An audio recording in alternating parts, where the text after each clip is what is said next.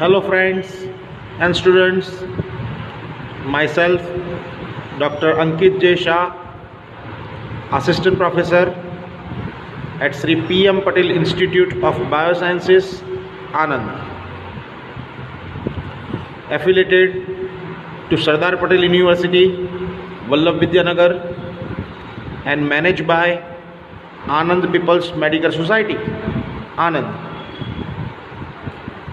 Students, I am making this online video for TYBSc students of semester 5 in the main branch of chemistry, and in this video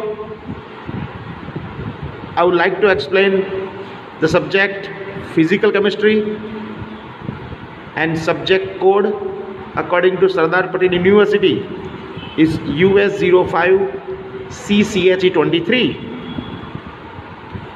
and in this video I would like to cover some important topics and the solution of unit number 3, and that is photochemistry. And keywords of the session are Grother's law, Einstein's law. So students, as you have watched my previous videos, you know that we have completed our entire unit in my previous videos, and from my last 2 videos I have started giving you solution of some important questions of this unit. So again, in this video I have come up with 2 more questions, or you can say solution of 2 important questions. The first question is, write importance of photochemistry. It's a 3-mark question. In old syllabus also this questions has been asked so many times in university exam. And second question, discuss laws of photochemistry. It's a 5-mark question. Again, I am giving you the solution of both the questions, means I am explaining you and also giving the solution to you, so you can understand it better. And for preparation of exam, you can write down this theory in your notebook, prepare well. If you have any doubt, you can obviously contact me.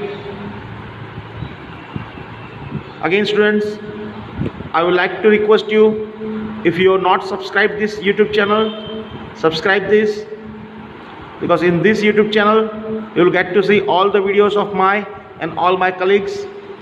So you are having videos of all the subject in this YouTube channel. If you like this video, share to your friends, like it, because that will motivate us to make such many more videos. So now I am starting with our solution of first question, that is importance of photochemistry. So here photochemistry finds a wide variety of applications, and some of them are: photochemistry is responsible for variety of applications. It is responsible for many of the life processes, such as formation of vitamin D, formation of food through photosynthesis of plants. Means you have seen this photosynthesis process using the sunlight, that is always due to the photochemistry. Second, the synthesis of complex molecules such as proteins and nucleic acids occurs through photochemical reactions between simple gaseous molecules such as CO2, NH3 and methane. Means whenever these chemical reactions do not make such molecules, or when organic reactions are not helpful, then at that time this synthesis of complex molecules such as in proteins and nucleic acids, photochemical reactions are useful to us. third point, photochromic materials which have peculiar property of changing color when exposed to light and to suitable radiations are prepared through photochemistry. These substances restore to their original color when the irradiation source is cut off. Spiropyrams used as photochromic sunglasses belongs to this class. Means again, this is the most unique property of photochemistry, that photochromic materials have the property like changing its color when it is exposed to suitable radiations, and these substances restore to their original color when radiation source is cut off. Means whenever you are giving them radiations, they'll change their color, and substance restores to its original color when the radiation source is cut off. So that is the unique property. Next is, photochemistry has helped in carrying a large number of typical organic reactions such as preparation of caprolactam,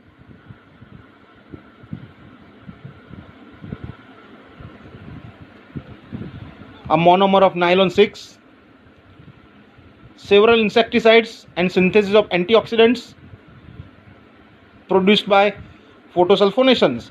So these are the examples. Means again, this photochemistry is very helpful, and it has helped in carrying a large number of typical organic reactions. Example, you know that caprolactam 7-member ring, it's a monomer of nylon 6. So these tough molecules can be prepared by photochemistry.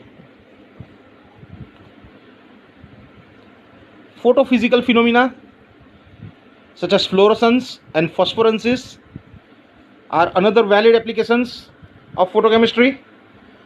So again, this fluorescence and phosphorescence, two most important phenomena, are again given by photochemistry to us. Then laser technology is the new field where photochemistry has been used. You know that laser technology can be used in X-rays and MRIs in medical field.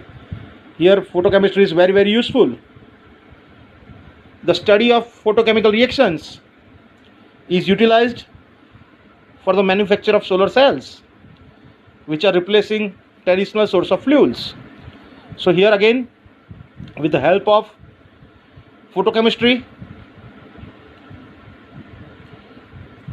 and photochemical reactions is utilized for the manufacture of solar cells. Means here we are using solar light, solar cells, because of this photochemistry,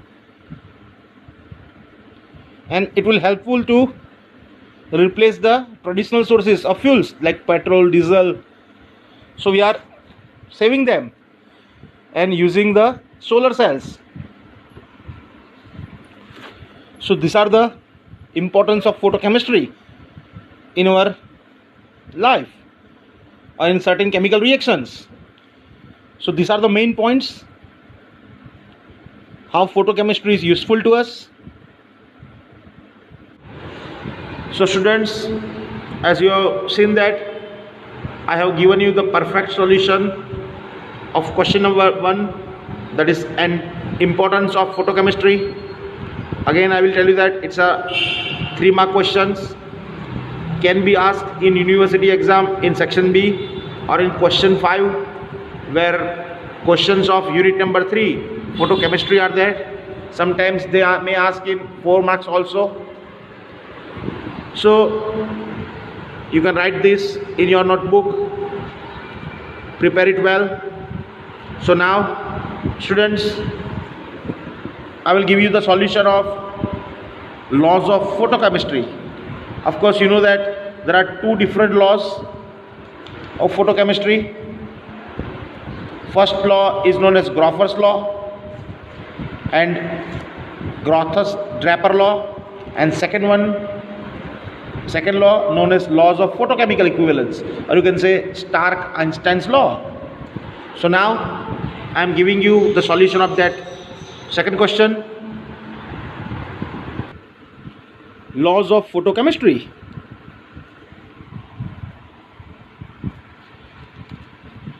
So students, there are four laws to define thermodynamics. Likewise, to define photochemistry, there are two different laws. First law is Grothus-Draper law, and second one is law of photochemical equivalence, or you can say Stark-Einstein law. So first, we'll start with Grothus-Draper law. This law is known as the first law of photochemistry. This is the first law of photochemistry. And what is the statement of the first law of photochemistry? So when light falls on any substance, only the fraction of incident light which is absorbed by the substance can bring about a chemical change.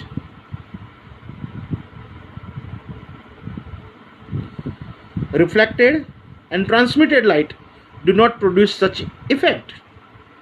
So this is the statement. When light falls on any substance, only fraction of the light which is absorbed by the substance can bring about a chemical change. Reflected and transmitted light do not produce any such effect. Means you know that whenever you incident light on any substance, there will be three portions, means three parts of the behavior of the light. Some light may be absorbed, some light will be reflected, and some light will be transmitted. But the light which is absorbed by the substance can only bring about a chemical change. The reflected light and transmitted light do not have the capacity to bring about a chemical change. Means only the absorbed light is capable of doing a chemical reaction. Reflected and transmitted light do not carry chemical reactions or could not convert reactants into products. Like all light radiations observed by reacting system may not use to give desired product. When conditions are not favorable, some portion or the whole light absorbed is converted into heat or re-emitted as radiations. So students, you can say that this law is purely qualitative. This law is purely qualitative. It doesn't give any relationship between amount of light absorbed by a system and the number of molecules reacted. Means this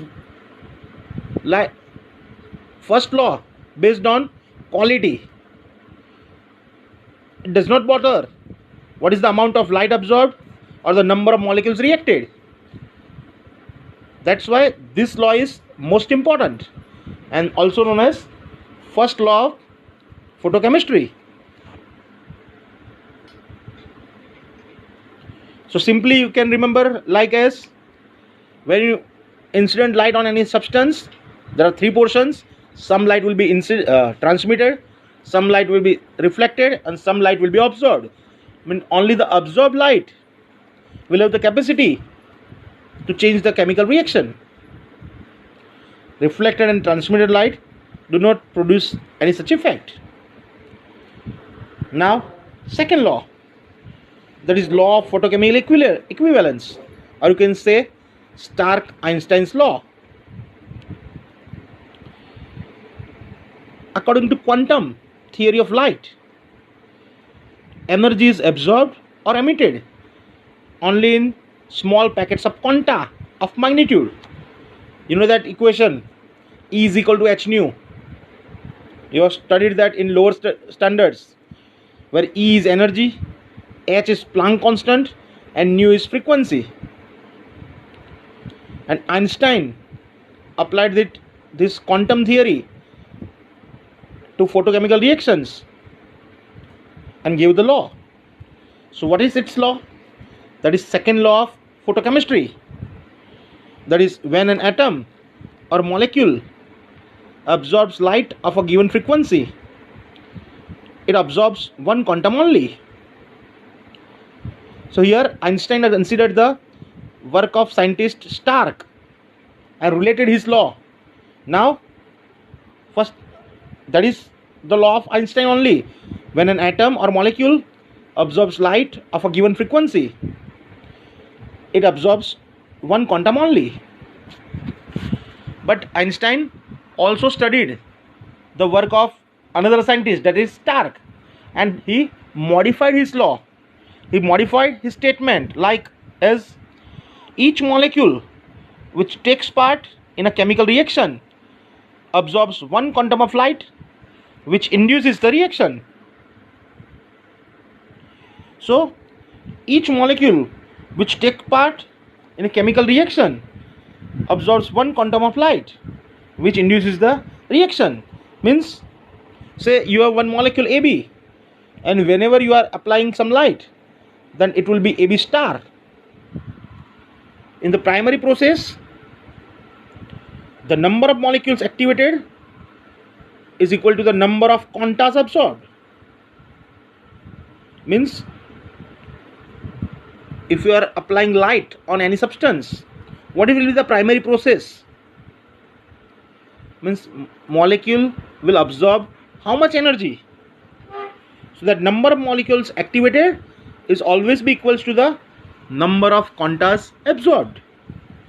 Therefore, amount of energy, that is E, for activation of 1 mole is NH nu. So therefore equation can be written as E is equal to N into H into nu, where N is Avogadro number. And this quantity of energy E absorbed per mole is known as Einstein. That's why this law is also known as Stark and Einstein law. So that is our second law of photochemistry, that is law of photochemical equivalence. So students, that's it for this video. As I have discussed, I have given you the solution of both the questions. Now, if you have seen my last videos, I have given you the solution of total 4 questions. In my previous 2 videos, I have also given you the multiple choice questions, MCQs of first 2 questions. The MCQ of these 2 questions I will include in my next video. So do watch my next video. That again I will include the solution of important question, and I will give you the solution of multiple choice question, MCQs of these 2 and next question. So do watch this video also. Thank you.